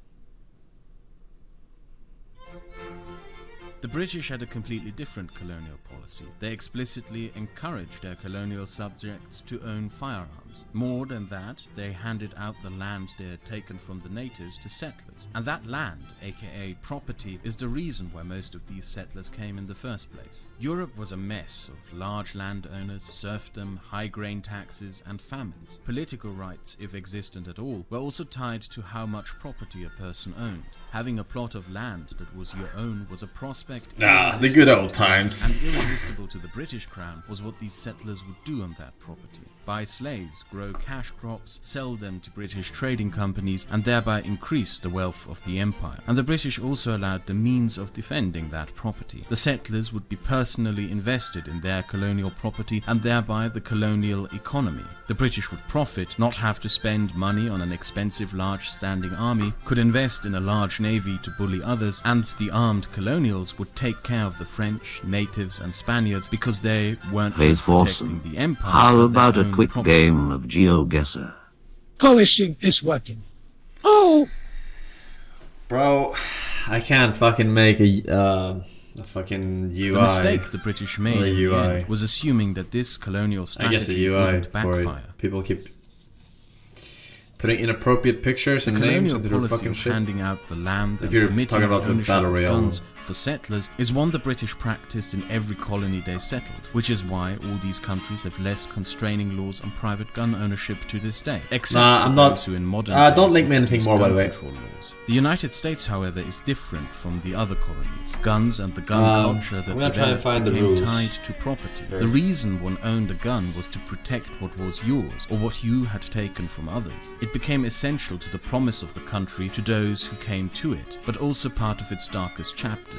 As much as you may read or hear of the American gun culture as something tied to a violent history, racism, hunting, frontier life or other, and as much as you might hear debates by legal scholars and politicians theorize the modern and past meanings of the Second Amendment, the truth of the matter is that this country's gun culture developed out of and goes hand in hand with the promise of owning your own property and being permitted it's fine. to I just defend have what is PTSD. yours. And that is a powerful these were the drive rules. that is hard to break. German and French gun culture revolved around having guns to kill each other. Polish gun culture revolves around being prepared for invasion. Same with Swiss gun culture. And as Europe increasingly became a more peaceful place, these gun cultures, and with them the ownership of guns, eroded or were drastically changed and reinvented. The United States have barely enacted any regulations to limit ownership of firearms, even when a sizable amount of the population used said firearms in an armed insurrection to keep slavery legal. If the Americans didn't restrict firearms ownership after they were used in an attempt to keep slavery legal, I doubt they will do so now after massacres and increased gun crime. There is, however, one thing that is steadily undermining the United States gun culture and might eventually be its undoing, something that is largely unnoticed in the modern gun debate. Ownership of private property is on the decline. And with the American gun culture being so deeply tied to property rights, what is most likely to in the end change the legal landscape on firearms in the United States... Wait, what? I don't get this. What do you mean home ownership rate among US households? Why is that on the decline? Home ownership. People don't own their houses. They're renting. Oh.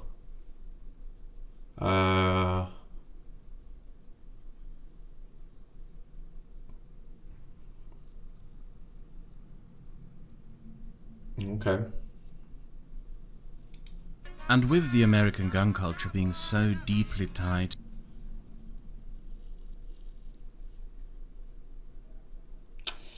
you don't have a lot of rent controlled places though, right? In the States.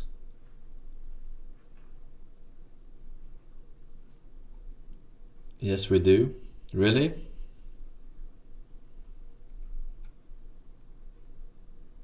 I don't think you do. What's that mean? That means that it's like a rent that you cannot take out a higher rent than that rent, which is set by the government. I cannot wait for your 125 accurate play creativity in action, PogChamp. Be right back, polishing my Peppy Pins. Feels okay, man. Time to throw, PogChamp. Time to throw, PogChamp. Time to throw, Poggers. Time to throw, PogChamp. Time to throw, PogChamp. That is not a thing in the States. Yeah, in Sweden, we have almost exclusively rent controlled apartments, and if you want to rent it out second hand, you have to get a lot of permissions and such. So I don't think you guys have the same. What is most likely? Yeah, that's why your rent is so fucking expensive, by the way. That's why your rent is so ridiculously fucking expensive in the States. Like $1,000 to $2,000 for an apartment a month and such. Like, that is nothing weird for you guys. For us, it's really weird. Even in the capital, right? It's really weird. To change. I mean, not maybe okay, maybe $1,000 if you have a in the capital, if you have a big apartment, like 90 square meters or whatever. You pay 1,000, right, in Sweden. Rent controlled. The landscape on firearms in the United States. The downside is that you have to wait for 20 years in queue to get one of those apartments. So your parents have to sign you up when you're fucking born, pretty much. The change of American society itself from property owners into indebted, rent-paying day laborers.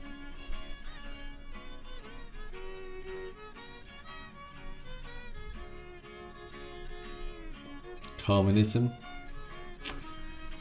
I mean, it works. Not communism, but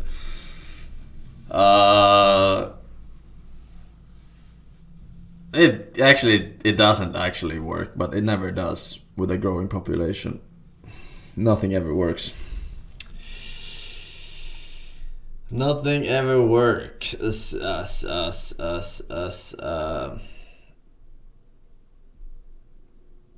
Don't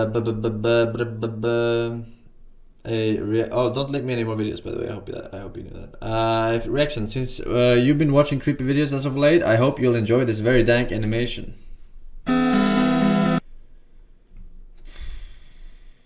What the fuck?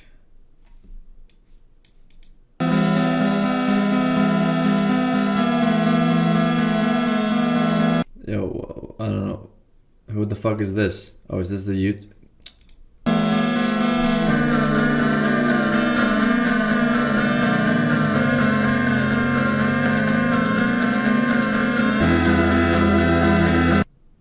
This is roughly how it looked like when I tried to get the right character in GTARP earlier today.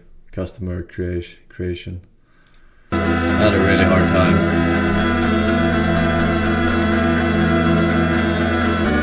But I don't see the point in watching this shit, dude. Goblin Negadon says, not that this applies to you, but do you have a take on the legality issue in Twitch? It kinda does apply to other alerts on stream too.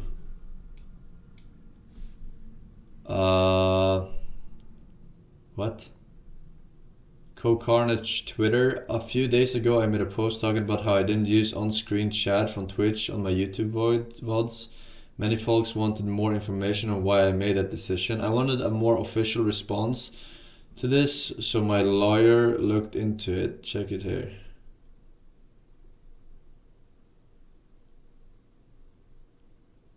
What the fuck are you talking about? What is he talking about? Short story?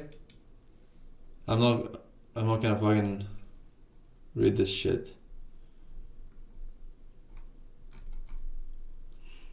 On-screen chat has become a staple of most Twitch streams as just chatting career exploded into mainstream, but given the surging privacy laws around the globe, and especially the European Union's General Data Privacy Regulation and the California Consumer Privacy Act, is it legally safe for broadcasters to share their chats live? From our perspective, and without going into specific viewership demographics, while a broadcaster actual risk of being fined is not very high, given the risk/reward of having on-screen chat, it doesn't seem worth the risk. It most definitely seems worth the risk if you want the chat. I don't want the chat on my fucking screen, but if you want to, it definitely seems worth the a bunch of fucking random, like, someone would have to fucking make up a fucking Twitch account and then write something in chat and then report the streamer for it appearing on the fucking chat just to be malicious. No one who writes in a chat cries if the fucking chat message ends up on the fucking stream. You would have to like maliciously do that shit. And even if you did, who the fuck cares? Like, what? You know what you were doing when you fucking went into a public chat room. You knew what the fuck you were doing. It's like tweeting and then reporting Twitter because your tweet went viral and everyone got to see it and fucking people retweeted your shit. Like, what the fuck?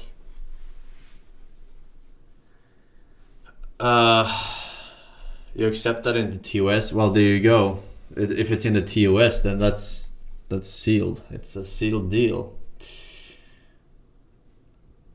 I pay $2,000 a month for my apartment. I also pay a few hundred in donations to a millionaire hobo. Minus retirement, LOW minus retirement, LOW minus retirement, LOW minus retirement, LOW. 2,000 a month for an apartment bad, in Sweden. You can get, I don't know exactly, but I think you can get like 100 fucking. Actually, those apartments don't really exist, where you pay $2,000 rent controlled. Really, I don't think they exist. There aren't that many of them. I'm just talking about apartments right now. I'm pretty sure. You would have to rent from someone who has a rent controlled contract in order for you to get that fucking rent. You would have to go second hand, which is the standard in NA, from what I understand. Private housing, yeah, I'm not talking about houses. Just like rent controlled. I don't think there are a lot of rent controlled 2K apartments in Stockholm. I very much doubt it, actually. But there are probably some. Forsen, could you check out this video? Funny and sad at the same time. You're great women. Why is that okay? Why is it okay for women to say, "Oh, you're 5 feet" on dating sites? You should.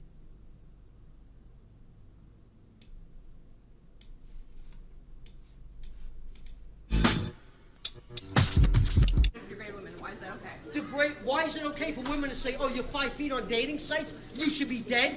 That's okay? Who said that to you here? Nobody. Women in general have said it on dating sites. You think I'm making that shit up? Yeah. Everywhere I go, I get the same fucking smirk with the biting lip. Shut your mouth. You're not God or my father or my boss. Dude, you want to step outside? You want to step outside? Huh? I'm not scared of you, pal. I know. You shut up, too. No, go ahead and attack me, Jake. Oh my God. What the fuck? Oh my God. I just wanted bagels. I recorded the whole thing. Absolutely Oh, and a guy 3 times my size. That's okay. Still going, dude. What happened? What I'm sorry? You know what?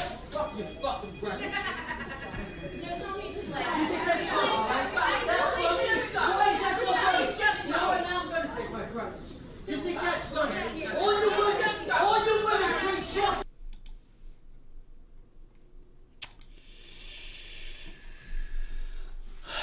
It's only a game. Why you have to be mad? Here's Metallica Switch Up. I want you to see. Don't worry, it's technically not DMCA's. It's a change of song, but it sounds like some other album.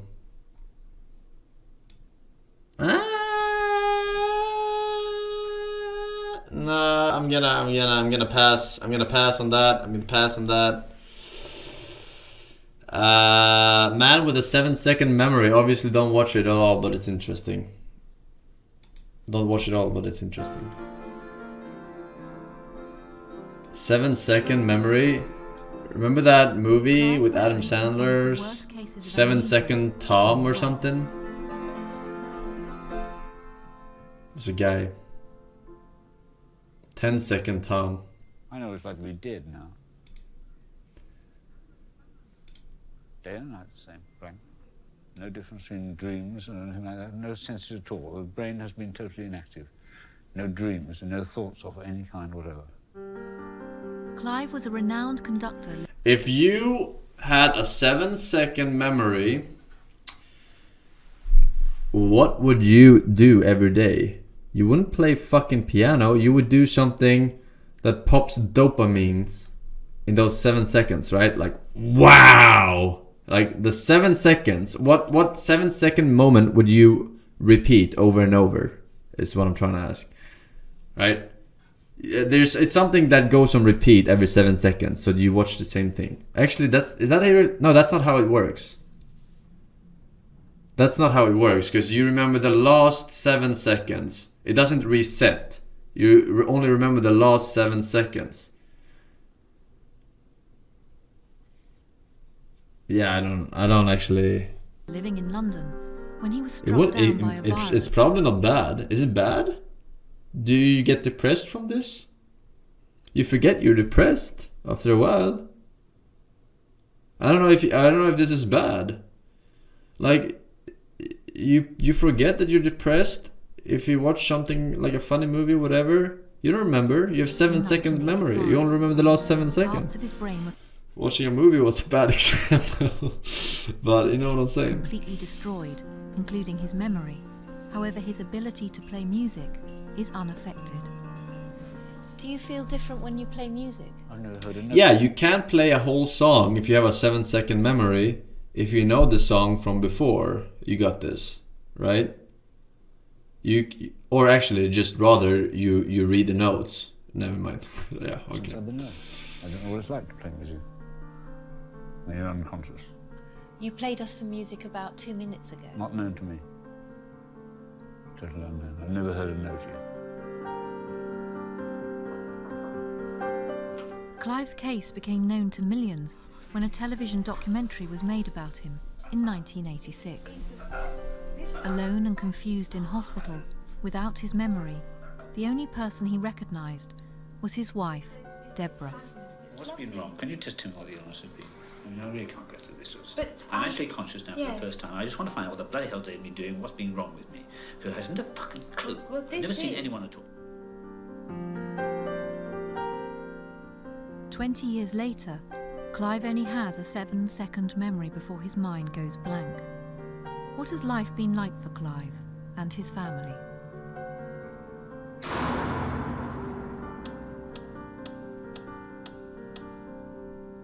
Before his mind goes blank? Do you know that we're making a film about you? No, that's news to me. You're being filmed for a television program. Oh no! Ooh,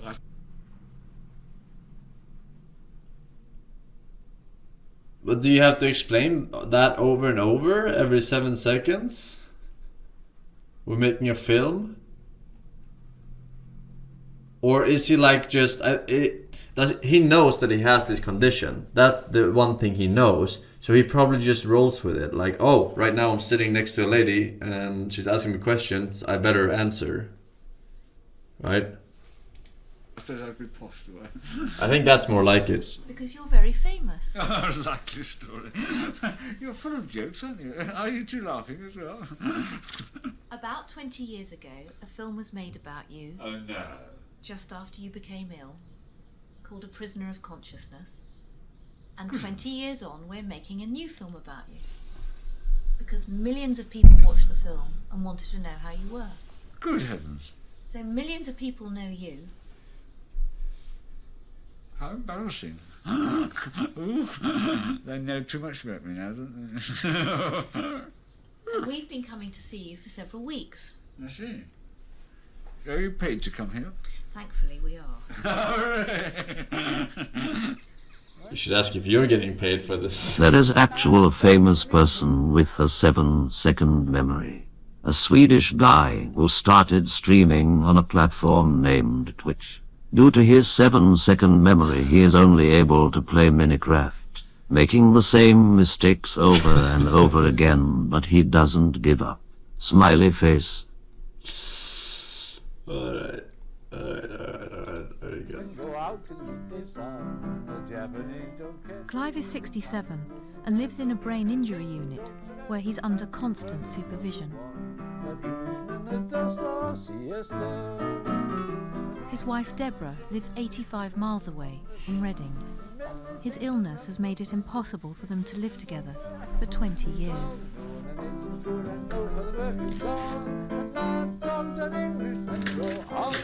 She's talking to us like we have a 7-second memory. If Clive went out of the front door, unsupervised, unaccompanied, he would have... It would be like being separated from a spaceship. It would be like if you were spacewalking and the rope broke, he would have no way of getting back, ever. So does Clive know his name? Yes. Does he know how old he is? No. Does he know where you live? No. No idea. Does he know your job? No. No idea. Does he know the day of the week? No. Does he know the date? No. Can he read a book? No, because he can't remember the sentence before last. Can he watch a film? No. Reading one sentence in 7 seconds?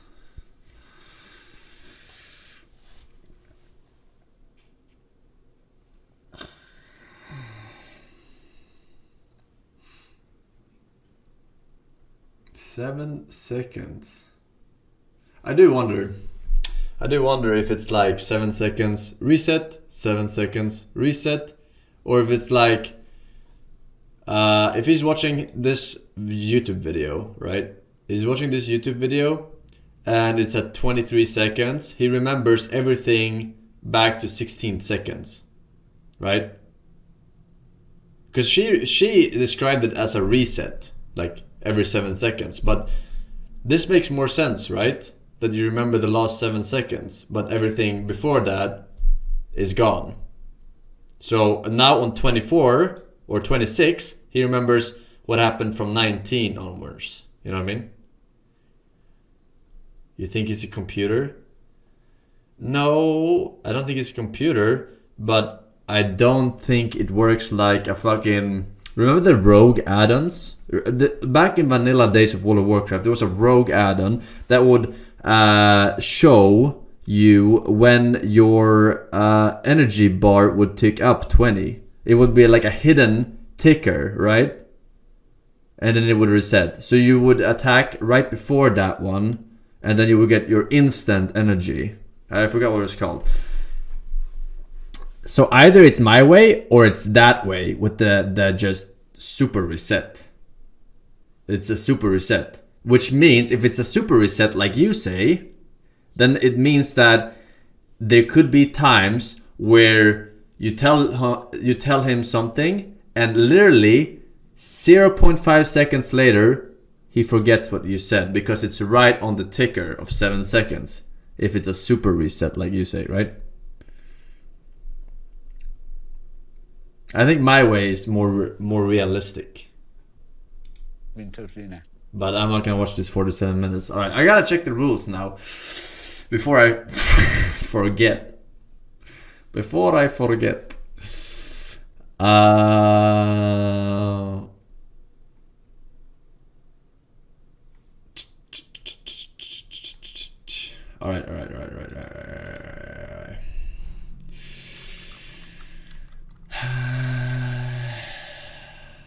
Oops. Alright, boys. Let's see. Let us see, boys. The rules are here.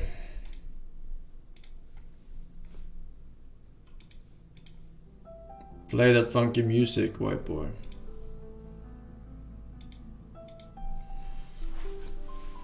It's good for you, too, you know?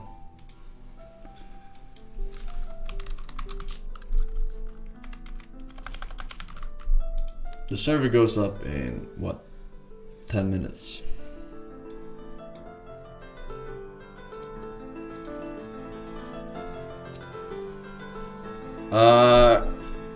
Quality mic required? Alright, I have a quality mic. Don't worry about it, man. Don't worry about it. Your character needs to have somewhat a realistic name. Must not break TOS. Check, right? Player must follow twitch.tv terms of service at all times. Relatively check. Being toxic or breeding toxicity in any platform. This includes Twitch, Reddit, Discord. Can have you removed from the community at any point in time. Alright, check. Player reports and bans. These can be posted on the forums in staff. Staff will need the ID of the person who is suspected of breaking the guidelines or rules. Staff will also be enforced. Okay,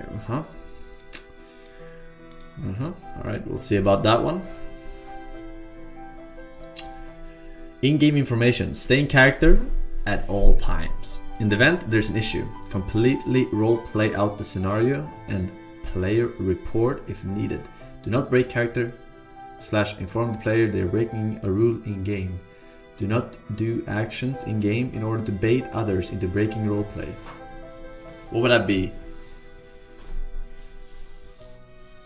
I can't even think of an example to bait people to breaking roleplay. I'm not sure. Ask them an IRL question. I mean, then you're already breaking roleplay if you're asking an IRL question, right? Well, like, what is IRL? It's not really a debate. /OOC usage. OOC chat is restricted to RP stopping technical issues only and is for things that cannot be handled in a support channel through Discord. Yes, very useful channel for noobs. Yes, including myself, of course. Server restarts. Roleplay shouldn't be stopped or become less serious before a restart. It should continue as normal. Okay. A loot boxing. Looting any player without much roleplay presented for them is prohibited. Looting any player without much roleplay presented for them is prohibited. Oh yeah? Remember when I was unconscious on the fucking hospital bed and fucking Eugene came and stole my fucking ID? Oh well, fucking ID and other shit? Yeah, right. You're right. Much roleplay. And then fucking... And I think Knut stole some shit too that I really fucking needed. And he didn't know how to give it back because he was a fucking beginner.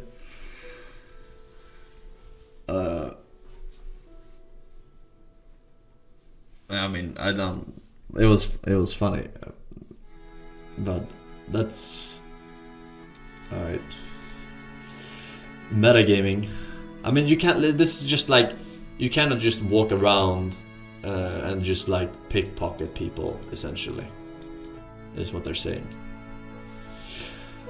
Metagaming. Purposely using or relaying information that your character did not learn in-game. Twitch chats and Discord channels included to shape in-game roleplay. Power gaming. There's one thing I wonder though.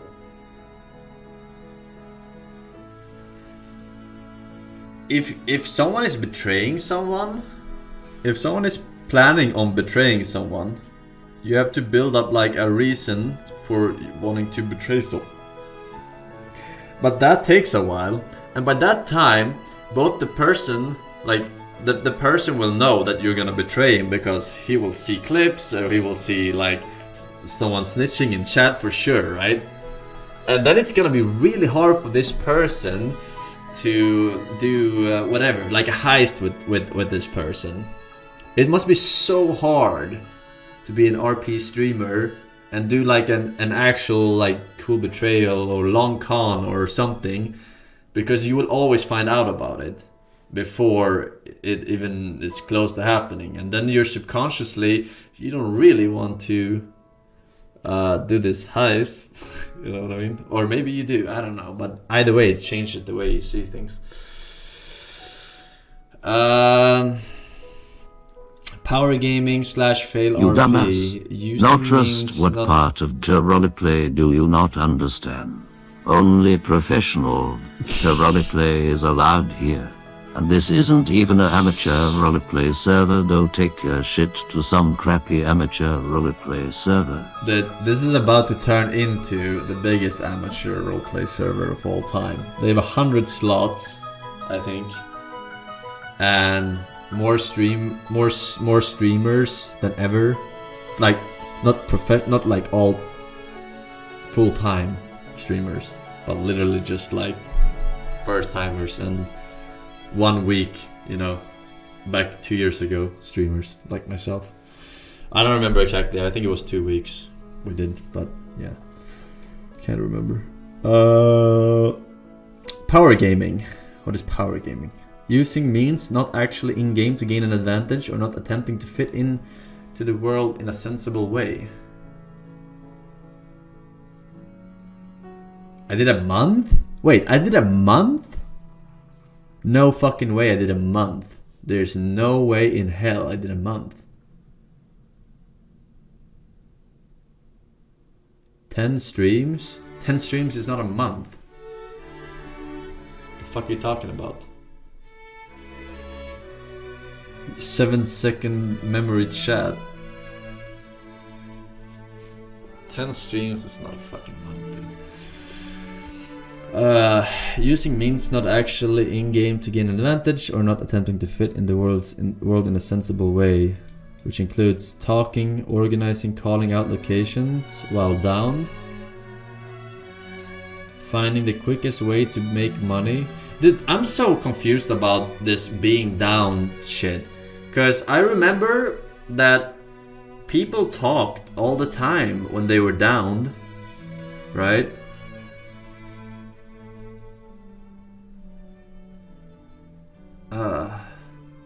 I'm so confused about this rule. You can't snitch or anything, I guess. Some of these rules may be new. Alright. Finding the quickest way to make money rather than role-playing around the mechanic.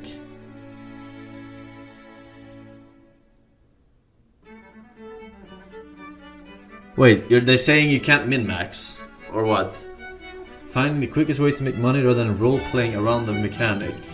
Oh, alright, yes, you can't min-max. Alright, I see how it is. I see how it is. I see how it is. I see how it is. I understand what they're trying to say.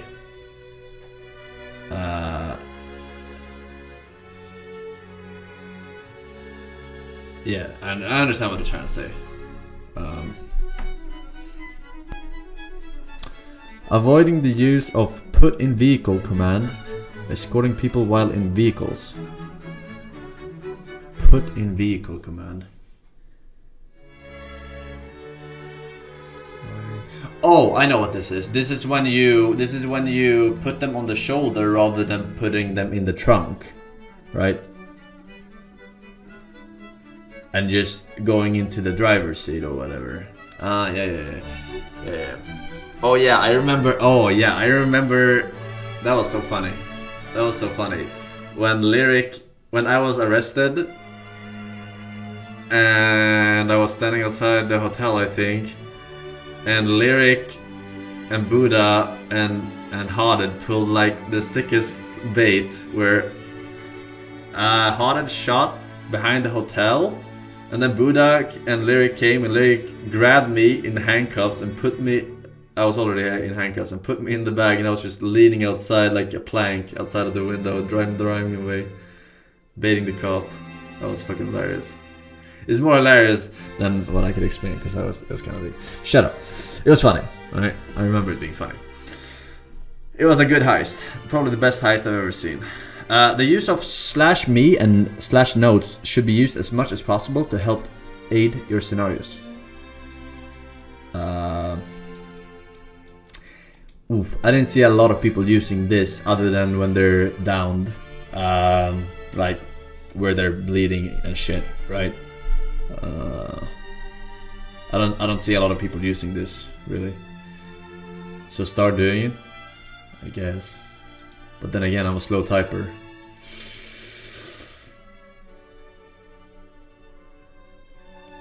I guess. Driving at unrealistic speeds with no character reason over and over. Unrealistic speeds. Okay. Oh shit, in my ass! Everyone, hold your horses.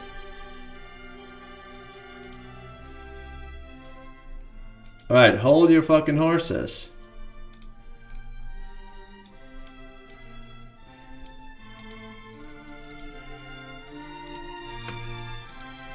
I forgot there's a queue. Starts in 1 minute, I guess. Do I want to connect right on the dot? Or... Oh! Actually on the fucking dot. I'm so fucking retarded.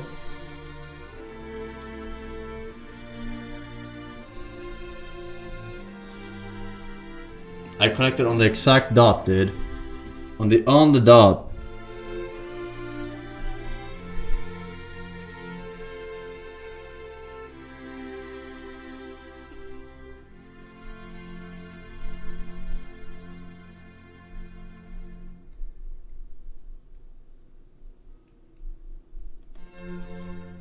Kind of gonna be a fat queue. Oh shit, I'm pretty good. I was expecting worse. Not gonna lie. Yeah. Okay, 31. That's cool. It goes up because there are some people that have even higher priority in the queue, like medical staff and police and such. So they have priority before anyone else.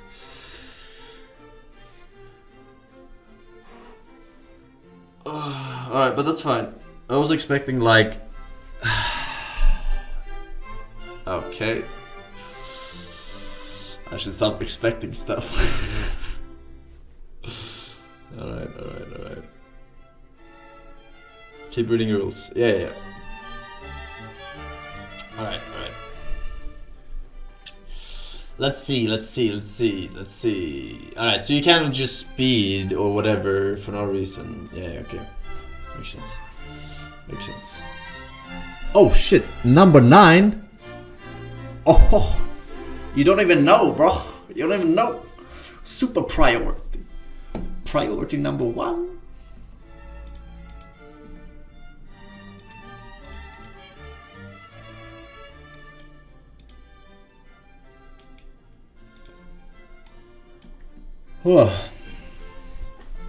Alright. 9. How long do you think that will take?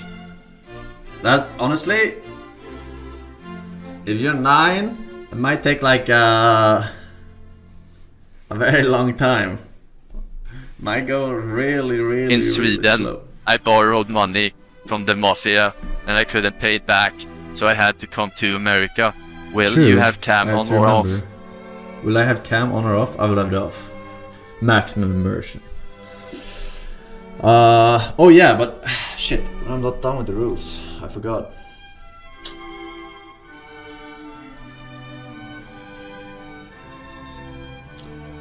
Alright. Oh, I'm number 3. Crazy. Alright. I'm already connecting.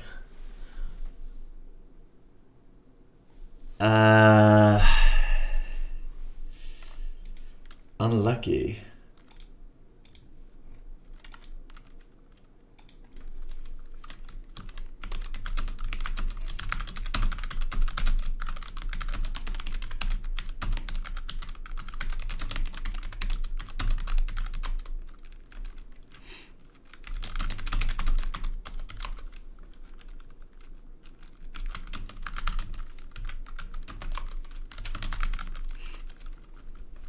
I'm just asking what this means. Should I reconnect or should I?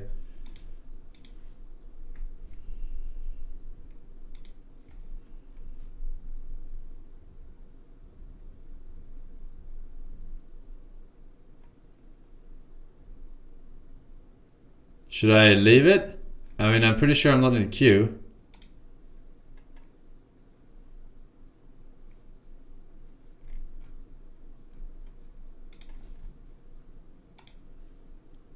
I don't know. I'm fucking reconnecting, dude.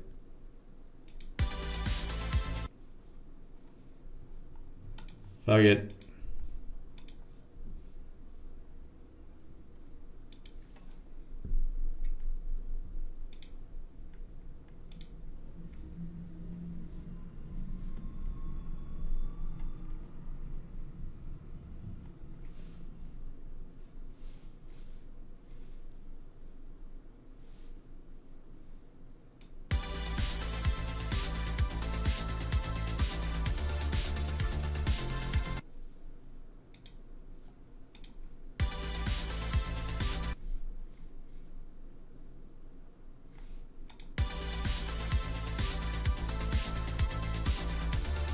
Already banned. I don't know what that message means. I asked in Discord. Maybe they're having issues with the server. Not unlikely.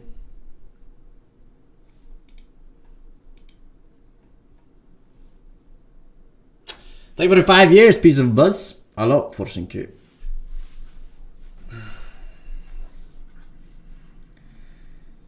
NPUI.